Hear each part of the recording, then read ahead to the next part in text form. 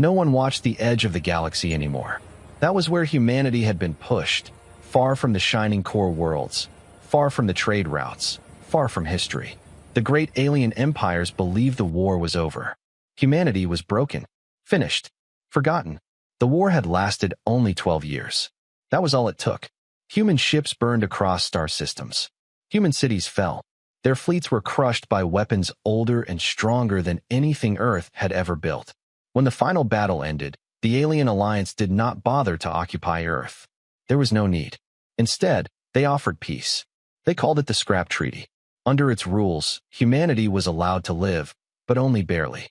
All advanced human warships were seized. All high-level technology was taken for galactic safety. Human fleets were dismantled piece by piece. What remained was thrown back to them. Scrap metal, broken hulls drifting in space, cracked armor plates, burned-out engines, weapon parts melted beyond repair. The leftovers of alien ships, too damaged to salvage. Trash from a galactic war. This is mercy, the alien diplomats said. This is kindness, they claimed. The galaxy agreed. Humanity was relocated to a thin band of space filled with asteroid fields and dead stars. No valuable planets. No strategic positions. The kind of place no empire wanted. Observers were assigned to watch them. Not soldiers, just clerks and scanners. Humanity was no longer a threat. At first, the reports were dull. Humans collected scrap. Humans dismantled wrecks. Humans rebuilt small civilian stations. Nothing dangerous. Years passed. Then small things began to change. Energy readings appeared where no reactors should exist. Asteroids that were once hollowed out suddenly showed internal heat. Human cargo routes grew busier, yet no trade ships ever left their space. Alien observers asked questions. Human officials gave polite, empty answers. We are recycling, they said. We are surviving. The galaxy lost interest again. That was the mistake. Deep inside a shattered asteroid, hidden beneath layers of old battle debris, human engineers worked in silence. The place was dark, loud, and dangerous. Sparks lit the air like falling stars. Gravity shifted without warning. Old alien metal screamed when cut and reshaped. Nothing matched. Nothing fit. Human hands forced it together anyway. They welded curved alien armor to straight human frames. They stacked layers of scrap instead of smoothing them. They ignored symmetry. They ignored elegance. They ignored fear. This was not how alien ships were built. This was how humans survived. No one outside saw the full shape of it. No blueprint existed. No single person understood the entire design. Each crew worked on their section only, trusting the others to make it work. Above them, alien sensors occasionally flickered, then went dark. The readings were dismissed as errors caused by debris fields. Inside the asteroid, a massive shadow slowly took form. Human leaders argued in quiet rooms. If they discover this, they will destroy us, some said. If we do nothing, we will fade away, others answered. In the end, the decision was made without a vote. Continue. One night, an alien monitoring station detected a pulse. Not an explosion, not a weapon test, a heartbeat. The station's screens filled with warnings before freezing completely.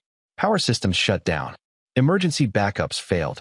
The last recorded image showed something impossible, a gravitational distortion centered inside human-controlled space. The report was sent automatically to the nearest alien command fleet. By the time it arrived, the signal was gone. Silence returned to the edge of the galaxy. But deep inside the asteroid, human engineers stepped back from their work. Lights came on for the first time. The shape was finally visible, huge, rough, layered, and wrong by every known standard. A human officer looked at the assembled mass of scrap and steel. It's alive, someone whispered. No one laughed. Far away, an alien patrol fleet was ordered to investigate. Just a routine check. Just scrap, after all.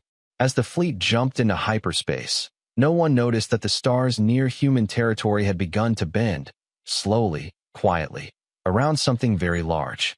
Something the galaxy was never meant to see. The alien patrol fleet arrived without caution. 5 ships dropped out of hyperspace at the edge of human territory, their hulls polished, their systems perfect. They were not warships, only enforcement cruisers, designed to intimidate weaker species. Their commanders expected fear, apologies, maybe desperate negotiations. What they found instead was silence. Human space looked wrong. Asteroids drifted where charts said they should not. Debris fields were too neat, too controlled, as if guided by invisible hands. Long-range scans showed power signatures buried deep inside rock and metal, but none matched known reactor types. The alien commander frowned. Confirm readings. The answer came back the same. Inside one of the asteroids, alarms echoed softly, not warnings, but notifications. Human workers paused, wiped sweat from their faces, and checked displays made from repurposed alien glass. "They're here," someone said. No panic followed. The order spread calmly through the hidden complex. Non-essential crews evacuated deeper. Bulkheads sealed. Systems shifted modes. Lights dimmed from white to red. The ship, still unnamed, accepted the change without complaint. It had no smooth corridors, no clean decks. It was a maze of reinforced scrap, layered again and again. Old alien armor plates overlapped human alloys. Damaged hull segments were welded into place not for beauty, but for survival. Where alien engineers chased perfection, humans chased function. Every piece of scrap had a story. A battle lost. A ship destroyed. A weapon that failed someone long ago. Humans remembered those failures. They learned from them. They built redundancy into everything. 3 power paths where one should exist. Manual overrides for systems meant to be automated. Cables thick enough to survive fire and vacuum at the same time. The ship was slow to wake, but when it did, the entire asteroid trembled. Deep in the core, the reactor began to spin. No alien species would have used such a design. It was unstable by nature, controlled not by elegant fields, but by brute force and constant adjustment. Human engineers stood at their stations, hands ready, eyes focused. They did not trust machines completely. They trusted people. Outside, the alien patrol ships moved closer. "Hail the humans," the commander ordered. The signal went out. A reply came almost immediately. "This is human-controlled space," a calm voice said. "You are not authorized to proceed further." The alien commander almost laughed. Under the scrap treaty, all human facilities are subject to inspection. There was a pause. Inspection denied. The alien bridge fell silent. "Humans," the commander said coldly, "you do not have the right to refuse." Another pause. "We are aware," the human voice replied. Behind the voice, faint metal noises echoed, heavy, distant, rhythmic. The alien sensors suddenly spiked. "Commander," an officer said, alarm rising, mass readings increasing.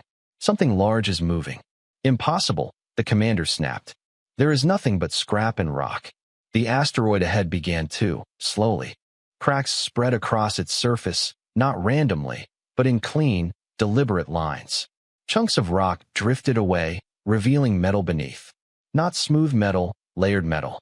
Scarred, burned, reinforced. The patrol fleet pulled back instinctively. "What is that?" someone whispered. The asteroid split open. From inside, a ship emerged. It was enormous, larger than any human vessel ever recorded. Its shape was uneven, brutal, almost monstrous. No 2 sections looked alike. Armor plates overlapped at odd angles. Engine arrays were scattered across its rear like scars. It did not glide forward. It pushed space aside. Gravitational sensors screamed as local gravity bent around the ship's mass. The patrol fleet's formation broke as stabilizers struggled to compensate. "This is an unauthorized military construction," the commander shouted. "Power down immediately." The human ship did not respond. Instead, more scrap fell away, revealing weapon ports, hundreds of them. Some were clearly alien designs, stolen and rebuilt. Others were completely unfamiliar. The ship's surface shifted. Plates slid. Layers rotated. Damaged sections pulled back as fresh armor locked into place. It was not repairing itself. It was rearranging itself. Adapting. "Commander," an officer said in panic, "our targeting systems can't lock. The ship's profile keeps changing." The alien commander felt something new tighten in his chest. Fear. "Fire a warning shot," he ordered. One cruiser fired a low-yield plasma bolt. It struck the human ship's outer armor and spread harmlessly across the surface before dissipating. No damage. Not even a scorch mark.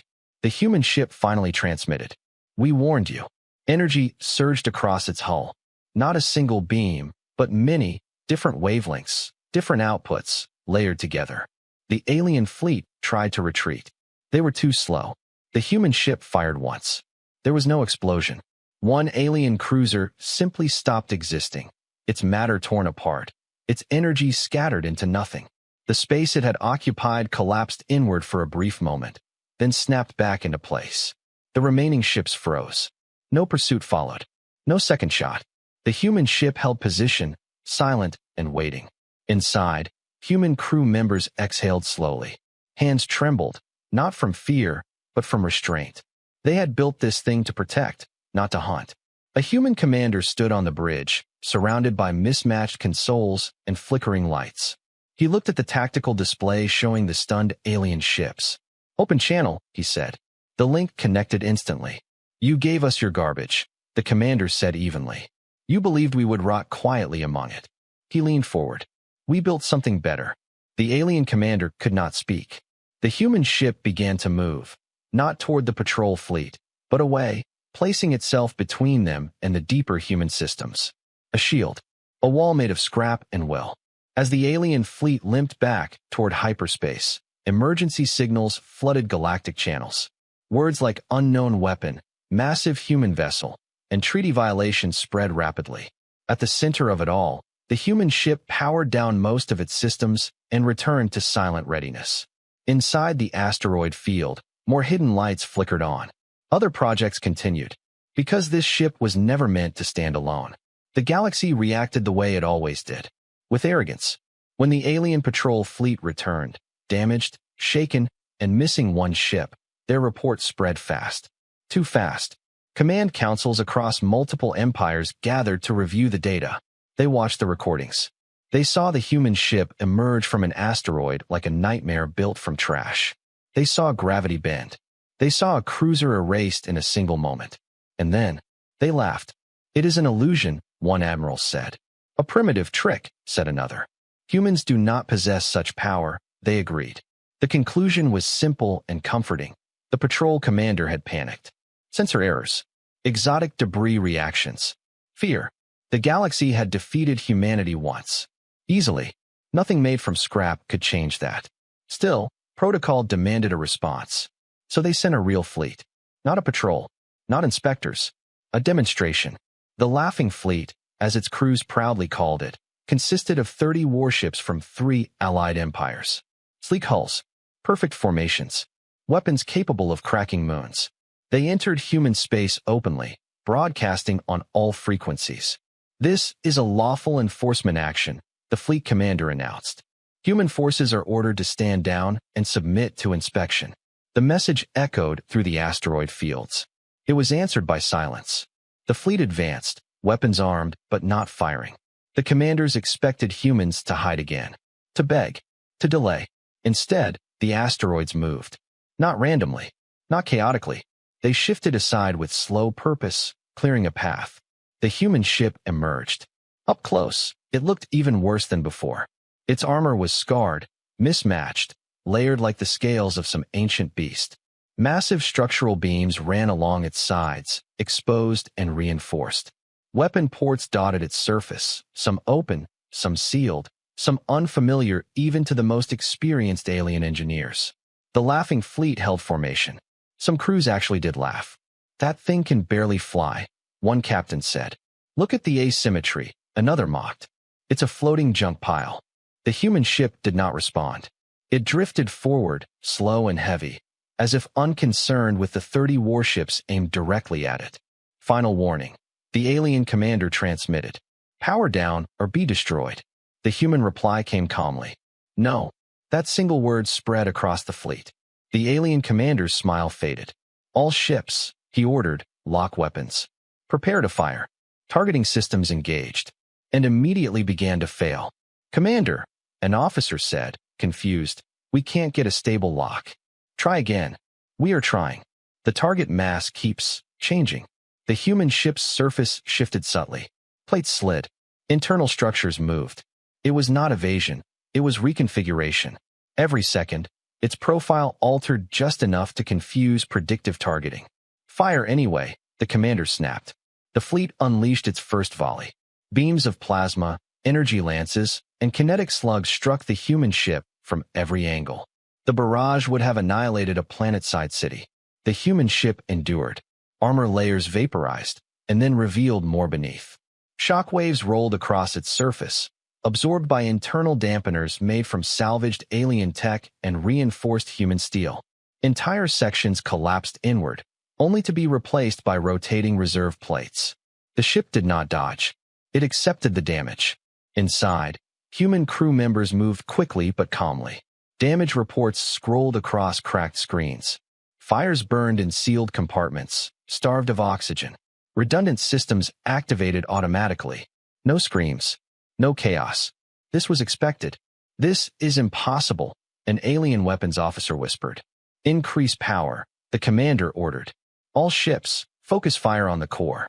The second volley was stronger. Something changed. The human ship's engines flared, not for speed, but for balance. Gravity wells around it deepened, pulling incoming fire slightly off course. Some beams bent, others diffused. Then the human ship fired back. Not all at once. One weapon. A narrow beam of compressed force struck an alien destroyer on its side. The ship's shields collapsed instantly. The hull buckled inward, not exploded, but crushed. The destroyer folded in on itself like thin metal. It vanished into a dense sphere before collapsing into debris. Silence swept the fleet. The human ship did not advance. It held a position. Another alien cruiser fired wildly. The shot missed. The human ship responded with a different weapon, short-range, widespread. The cruiser's systems shut down instantly. Power gone. Weapons dead. The ship drifted helplessly. "Commander," voices shouted. "We are losing ships." "Maintain formation," he yelled, panic bleeding through his control. "They are bluffing. It's just one ship." But it was not just one ship. The human vessel transmitted again. "You still think this is about winning?" The human commander asked quietly. No one answered. The human ship moved forward at last, not fast, not aggressive.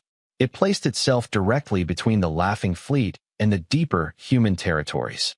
A living barrier. The alien commander realized the truth too late. The human ship was not built to destroy fleets. It was built to stop them. Every weapon system was optimized for disabling, crushing, isolating. Human engineers had studied alien doctrine carefully.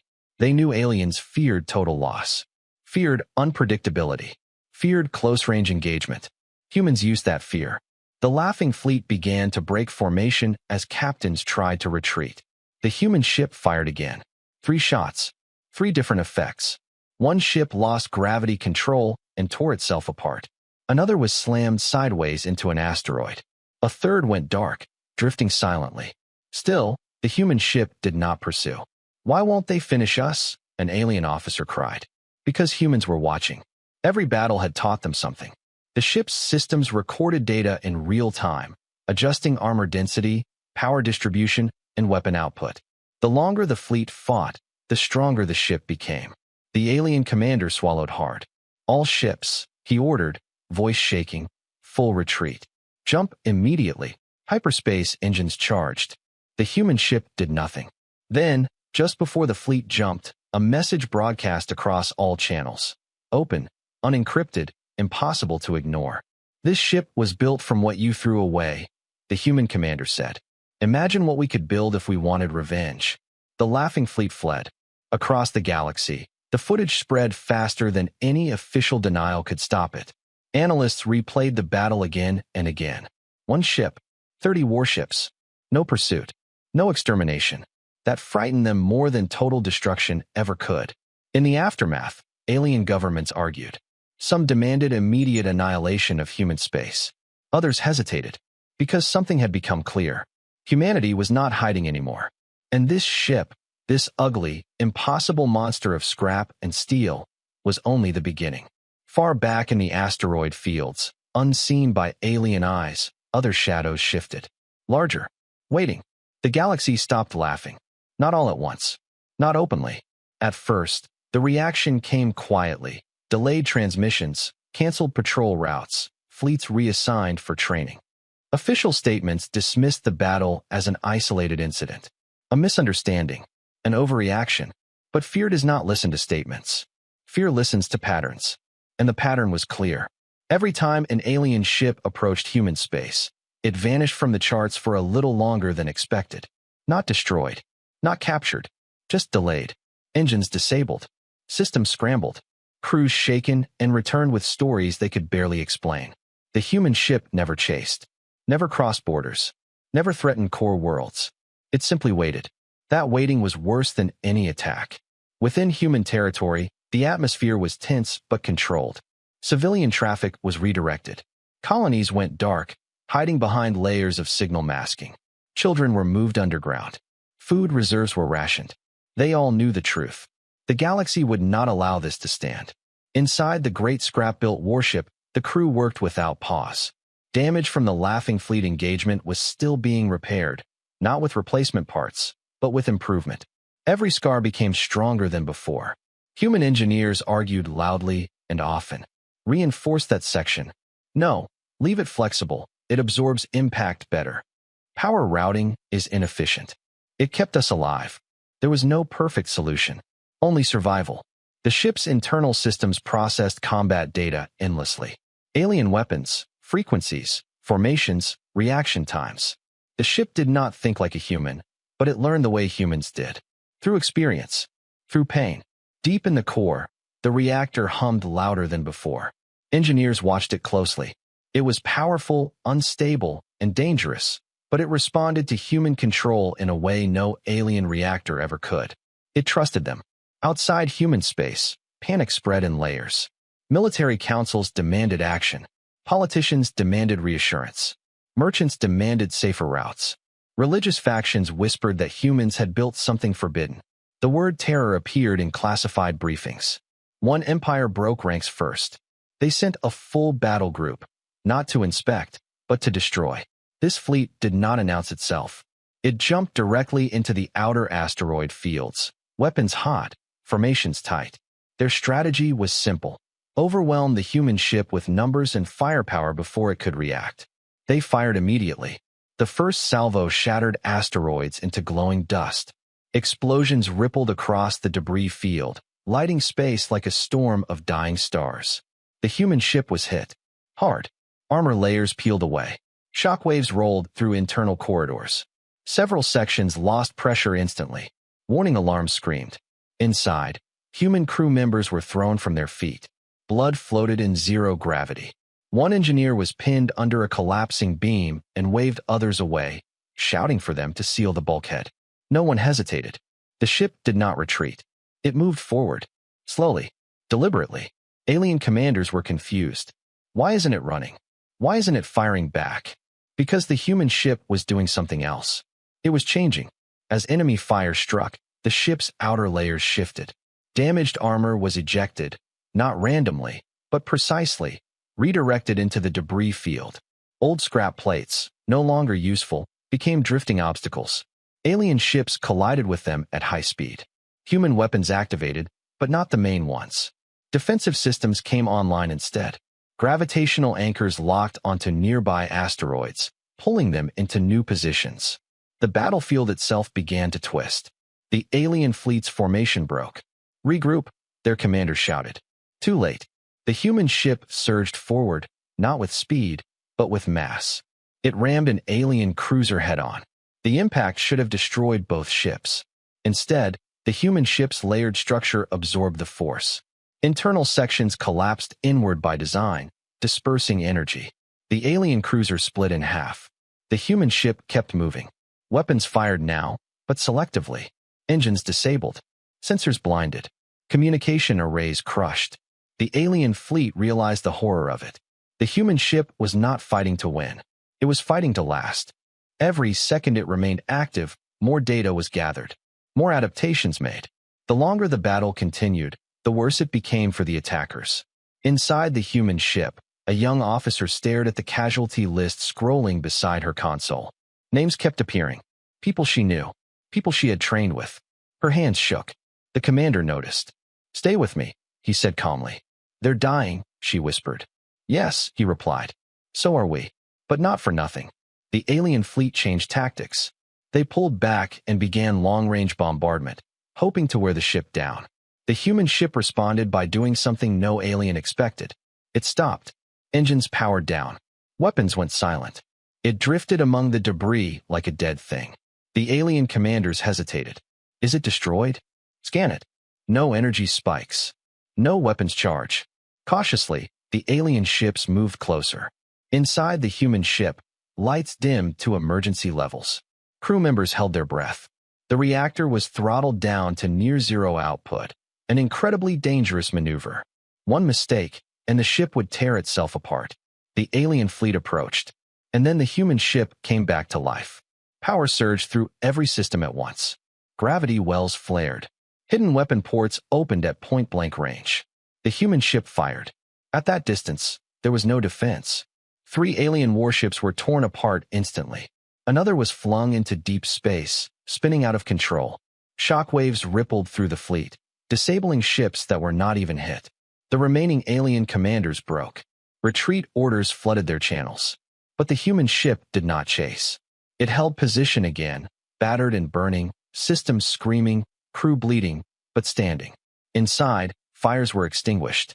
Wounded were treated. The dead were recorded, honored, and sealed away. The cost had been terrible, but the message was clear. The galaxy could no longer ignore humanity. Reports poured in from across known space. No one talked about the scrap treaty anymore. They spoke of the scrap terror, a warship born from humiliation and anger, defending a species that refused to disappear.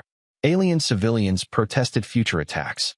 Merchants refused to supply fleets heading toward human space.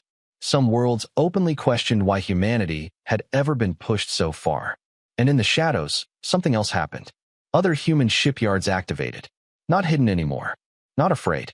The great scrap-built warship turned slowly, positioning itself between human space and the galaxy at large. A wall. A warning.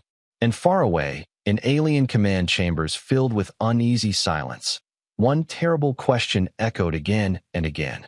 If this is what humans built from scrap, what will they build next? The galaxy finally understood the truth. The scrap-built warship was not a threat moving outward. It was a barrier facing inward. For years, alien intelligence had focused on the ship itself, its weapons, its armor, its impossible endurance. They analyzed footage frame by frame, arguing over how something so crude could be so effective. What they missed was what lay behind it. Beyond the asteroid fields, beyond the sensor fog, beyond the deliberate silence. Humanity was not hiding one ship. They were hiding millions of lives. Behind the great warship, spread across dark systems and forgotten stars, were human colonies the galaxy never bothered to count. Old mining worlds. Terraforming attempts abandoned by alien investors.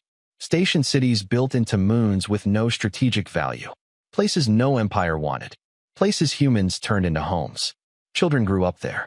Farmers worked soil no alien biology could survive in. Engineers built cities inside radiation belts and gravity wells others thought unlivable. And the warship stood between them and extinction. Inside the ship, the truth weighed heavily on every crew member.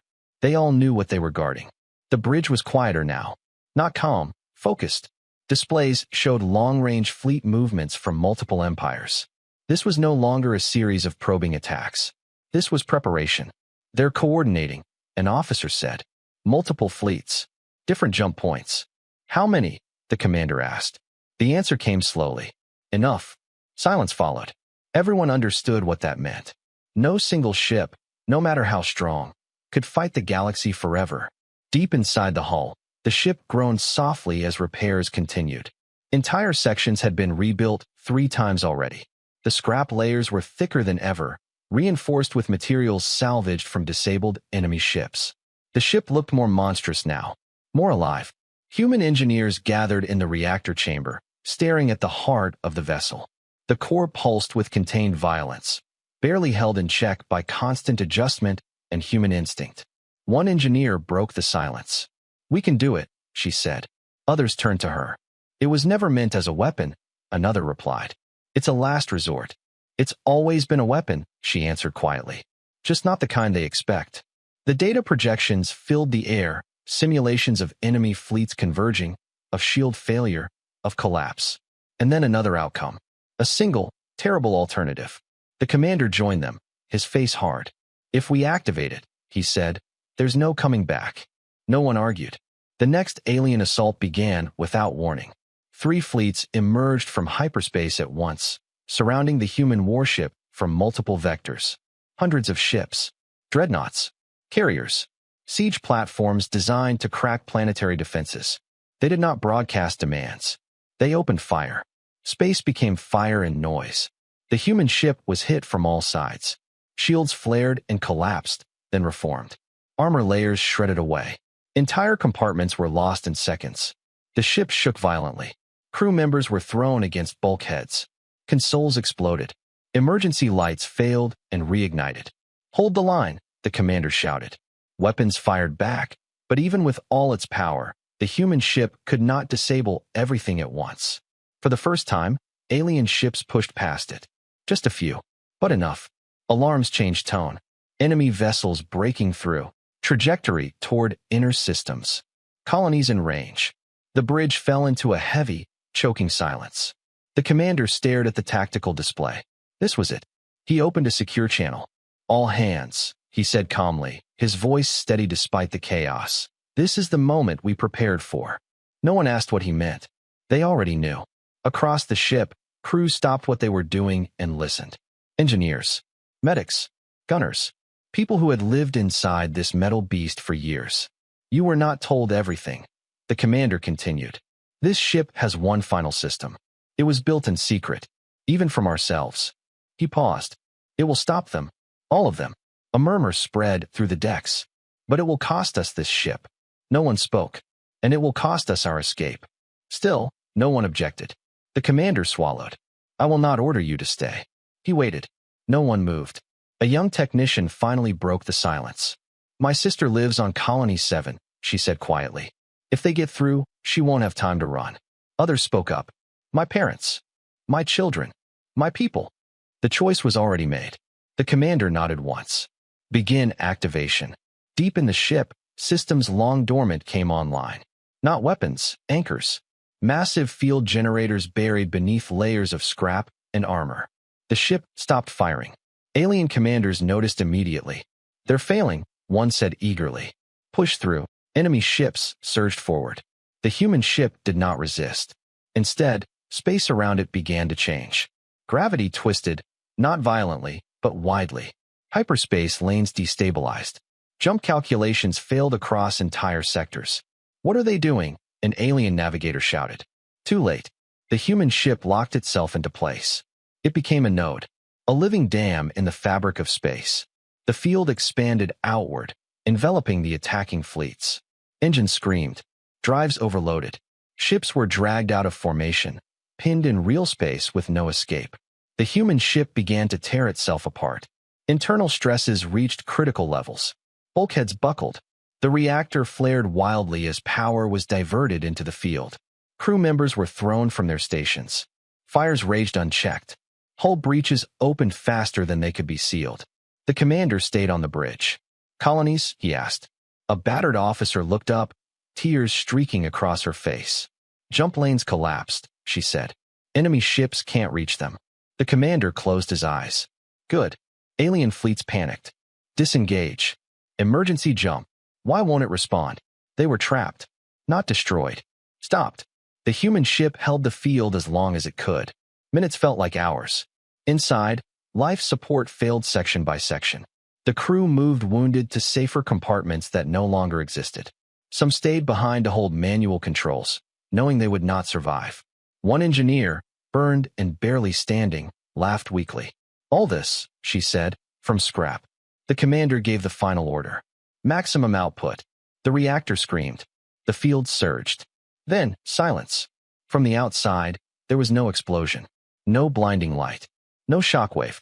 The human ship simply collapsed inward, its mass folding into itself as the field consumed everything it had left. The node vanished. Across multiple systems, alien fleets were left stranded, their drives ruined, their coordination shattered. The war was over. Behind the former battle line, human colonies remained untouched, alive, unbroken. Years later, alien historians would argue over what to call it. A weapon, a sacrifice, a miracle. Humans called it something simpler. A promise kept. The galaxy waited for the explosion. It never came. Where the human warship had once stood, there was only emptiness, twisted space slowly relaxing back into its natural shape. No debris field, no expanding fire, just a wound in reality that closed itself with quiet finality. Alien sensors struggled to understand what they were seeing. The fleets that had been dragged into the gravitational lock were still there, but broken. Ships drifted powerless, engines burned out, hyperspace drives warped beyond repair. Communications were chaotic. Some crews screamed for help. Others sat in stunned silence, staring at the space where the human ship had been. It was gone, and with it, the attack. Across human space, alarms faded one by one. Colonies that had been preparing for evacuation stopped packing. Defense grids powered down from full alert to watchful standby. People waited. Minutes passed, then hours. Nothing happened. At Colony 7, a young woman stood in a control tower, hands clenched around a railing. She had been listening to emergency channels when they went silent. No more alerts. No more warnings. She whispered a name into the air. There was no answer. Not yet. In alien command centers, panic turned into something worse, uncertainty. The plan had been absolute. Overwhelming force. Total compliance. Humanity would be crushed and the dangerous symbol erased. Instead, the fleets were stranded. Supply lines were broken. Entire armadas were now liabilities, not weapons. And the humans had not followed up. They should be attacking us, one alien general said quietly. Why aren't they? No one replied. Because humans were not celebrating. They were mourning. In the hidden systems behind the former battle line, human leaders gathered in silence. No speeches. No cheers. Just names scrolling slowly across screens. Crew members who would never return. The scrap-built warship had been many things. A shield. A warning. A monster born of desperation. But to the people who lived behind it, it had been hope. Children had drawn pictures of it in schools. Artists had painted it as a guardian made of stars and broken metal. Songs had been written, quiet ones, never shared outside human space. Now it is gone. A human counselor finally spoke. They bought us time, she said. Nothing more. Nothing less. And time is enough, another replied. Because while the galaxy was still reeling, humanity made a choice. Not revenge. Not conquest. They reached out. Human envoys transmitted across open channels, unencrypted, calm. We are not advancing, the message said. We are not attacking. We are requesting ceasefire talks. The response was disbelief. You destroyed our fleets, one alien authority replied. You crippled hyperspace across entire regions. We did not destroy them, the humans answered. We stopped them. You are alive. Your people are alive. There was a long pause. And what do you want? The alien voice finally asked. The answer was simple. To be left alone. Or to be remembered. Across stranded fleets, alien crews began to understand the scale of what had happened. The human ship could have annihilated them. It had the power. The data was clear. Instead, it had sacrificed itself to end the war without genocide. That idea unsettled them more than any weapon. Rescue operations began slowly. Alien governments argued over responsibility, blame, and response. Some wanted retaliation.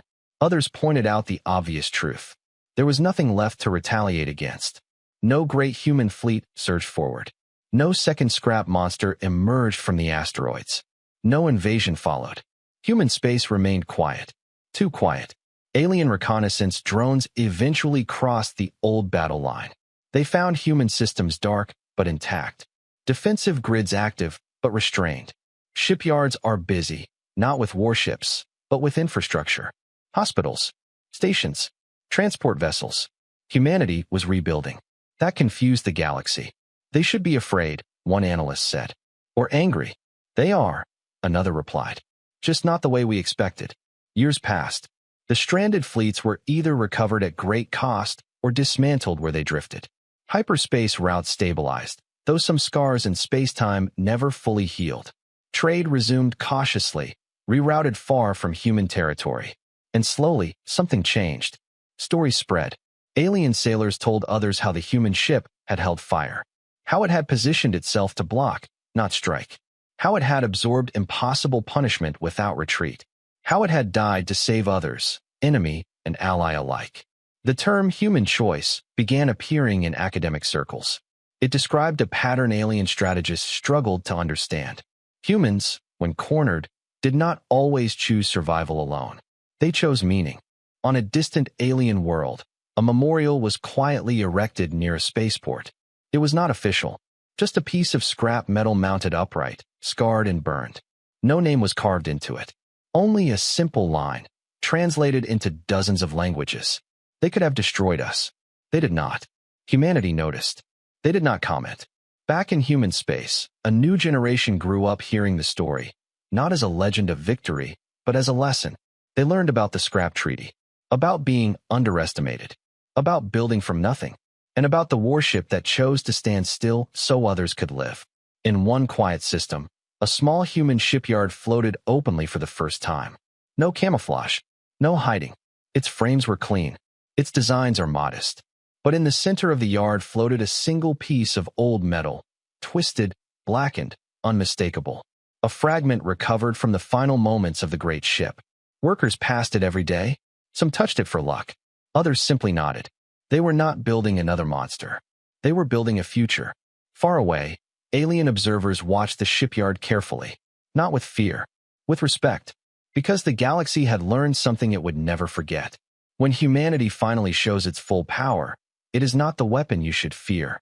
It is the choice they make when they could use them. The war ended without a treaty.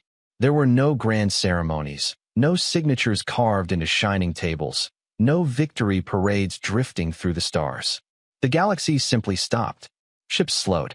Fleets stood down. Borders that had once been enforced with guns were now enforced with hesitation. Fear had changed shape. At first, alien governments tried to pretend nothing had happened. Official records labeled the conflict a localized instability. Reports about stranded fleets were sealed. The footage of the scrap-built warship was classified, locked behind military firewalls. But fear does not stay classified for long. Alien sailors talked. Engineers whispered. Civilians noticed supply shortages caused by lost fleets and broken trade routes. Parents asked why recruitment numbers were falling. Merchants rerouted ships farther and farther away from human space, even when it cost them fortunes. The unspoken rule spread faster than any law. Do not provoke humans. Not because they would strike back, but because no one knew what they would give up next. Military strategists gathered in quiet rooms and stared at projections they could not solve. Every simulation ended the same way. Humanity lost ships. Humanity lost worlds. Humanity lost people. And still, humanity endured.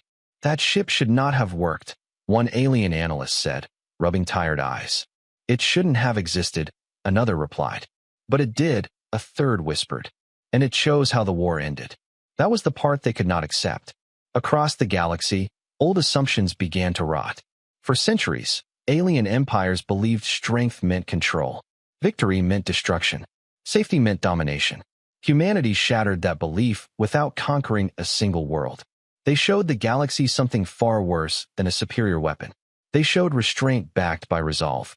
In the years that followed, alien fleets were slowly rebuilt, but differently. Heavier armor, redundant systems, emergency protocols copied from captured human data, not to fight humans, but to survive if humans ever fought them again. Even so, no one moved their fleets closer. Human space became a dead zone on star charts, not because it was forbidden, but because no one wanted to test the silence. Within that silence, humanity changed. The loss of the great warship cut deep. There were no replacements, no attempts to rebuild it. The designs were sealed away, not as secrets, but as graves. Human leaders made a deliberate choice. No more symbols of terror. They focused inward. Colonies were strengthened. Communication networks expanded. Medical ships traveled between systems, carrying supplies instead of weapons. And something unexpected happened. Alien ships began requesting help. At first, it was small. A damaged freighter drifting near human space, its crew poisoned by radiation leaks no one else wanted to deal with. Human rescue vessels answered the distress call. They did not ask for payment. Word spread. A trade convoy caught in a stellar storm. Human ships arrived. A mining accident on a forgotten moon. Human engineers came. A refugee flotilla abandoned by its own government. Humans took them in. Alien observers were confused. Is this a strategy? One asked. No. Another replied slowly. This is who they are. Fear changed again. It softened, but it never vanished. Because every alien captain knew the truth.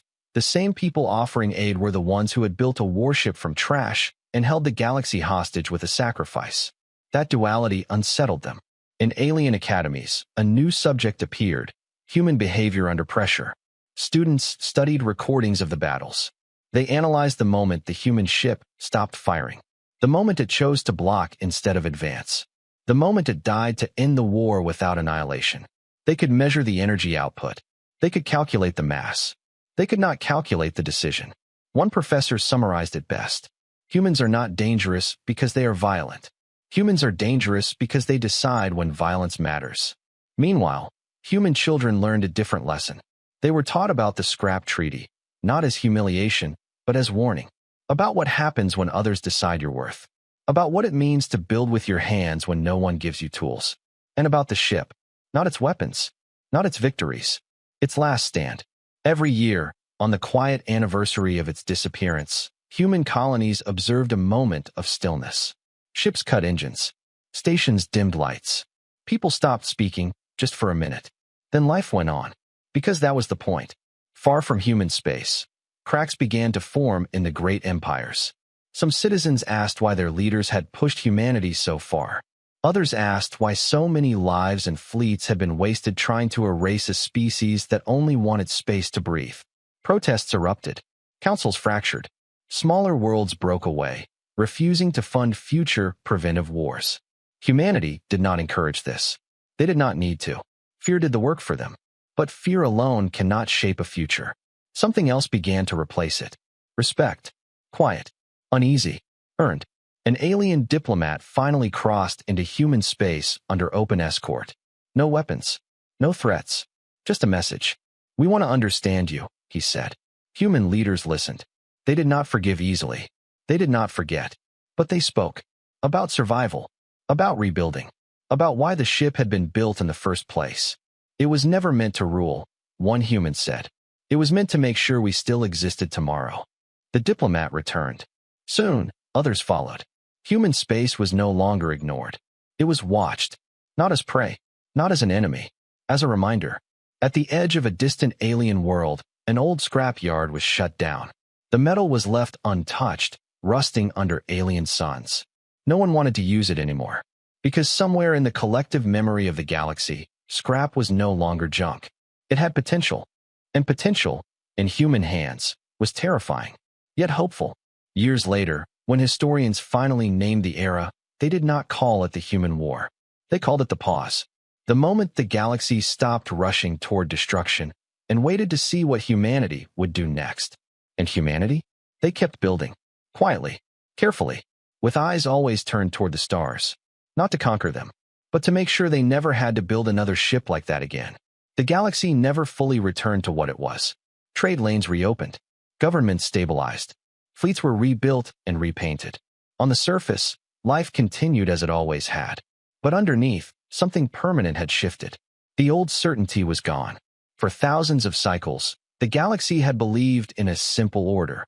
The strong ruled, the weak obeyed, and those who fell behind were erased or forgotten. Humanity had been placed neatly into that final category. Then they had been given scrap, and the galaxy learned how wrong it had been. In the years following the war's quiet end, the story spread, not as propaganda, not as legend, but as memory. It was told differently in every world. Some versions painted humans as monsters who could have ended everything but chose not to. Others described them as reckless survivors who gambled reality itself. A few, whispered in private, called them heroes. Humans never corrected any of it. They did not build statues of the warship. They did not name holidays after battles. There were no official memorials broadcast across space. Instead, they remembered privately. On human worlds, fragments of scrap were kept in simple places. A twisted beam mounted in a school hallway. A scorched armor plate embedded in a garden wall. A cracked control panel preserved behind glass in a small museum no alien tourist ever visited. Each piece carried a quiet plaque. Built from nothing. Hold the line. Choose others. That was enough. A decade after the war, the first major galactic summit since the conflict was held. Human delegates were invited, not as conquered subjects, not as feared enemies, but as equals. Many doubted they would come. They did. Their ships were modest, functional, unarmed beyond basic defense. No hidden dreadnoughts followed them through hyperspace. That alone unsettled everyone. During the summit, old powers spoke carefully. Words like regret and miscalculation were used instead of apologies. Promises were offered, shared research, protected borders, mutual defense. When it was the humans' turn to speak, the chamber waited. A human representative stepped forward. Not a soldier, not a politician shaped by war, just a woman who had grown up in one of the hidden colonies. "We were forgotten," she said simply. "That was the first mistake." No one interrupted. "You took our ships, our weapons, our future, and gave us scrap. You thought it was mercy." She paused. It was. Confusion rippled through the chamber. "Because scrap is honest," she continued. "It shows you what failed, what broke, what others threw away. And humans are very good at learning from failure." Screens behind her lit up, not with battle footage, but with images of human colonies. Schools, farms, shipyards filled with civilian craft, families, life. "We do not want to rule you," she said. "We do not want revenge. We want what we have always wanted." She met the eyes of the alien leaders. To be allowed to exist without being tested. Silence followed. Then, slowly, one alien delegate stood and bowed. It was awkward, unpracticed, but real. Others followed. Not all, not immediately, but enough. From that moment on, humanity was no longer spoken of as a problem to be managed. They became a reference point. When new species were discovered, councils asked, "Are we repeating the human mistake?" When military leaders proposed total annihilation strategies, advisors asked, "What if they build something from the wreckage?" Fear remained, but it matured. In a distant human world, a child walked through an open shipyard with her parents. Massive frames hovered in construction fields. Welders sparked. Engines were tested. She pointed at a pile of old metal set apart from the rest. "What's that?" she asked. The parent smiled softly. "That's what saved us." "Can we build another one?" the child asked. The parents shook their heads. "No," they said. "We build better things now." The child thought for a moment. "Like homes." "Yes," the parent replied. "Like homes." Far away, alien observers continued to watch humanity, not with dread, but with attention. They noticed patterns. Humans shared technology carefully, but freely. They helped rebuild worlds damaged by wars they had never fought. They refused absolute power every time it was offered. And when asked why, they always gave the same answer. "Because we know what it costs." The legend of the scrap warship never faded, but it changed shape over time. What was once terror became caution. What was once caution became respect. In some corners of the galaxy, it became something close to inspiration. Young alien engineers studied human designs, not for their beauty, but for their resilience. Alien philosophers debated the concept of sacrifice without conquest. Alien children grew up hearing a strange lesson their ancestors would never have taught. Strength is not proven by what you take, but by what you refuse to take. Humanity never claimed to be better than anyone else. They only proved they were still here. And that, the galaxy realized too late, was the most dangerous thing of all. Because a species that survives erasure, that builds hope from scrap, that chooses restraint when it holds the power to end everything. That species is not easily controlled, not easily forgotten, and never again underestimated. At the edge of known space, beyond old borders and ancient fears, new human exploration vessels slipped quietly into the dark. Not warships, not symbols, just explorers. And somewhere, deep in the shared memory of the galaxy, a final truth settled into place. They gave humanity scrap metal. Humanity built a future.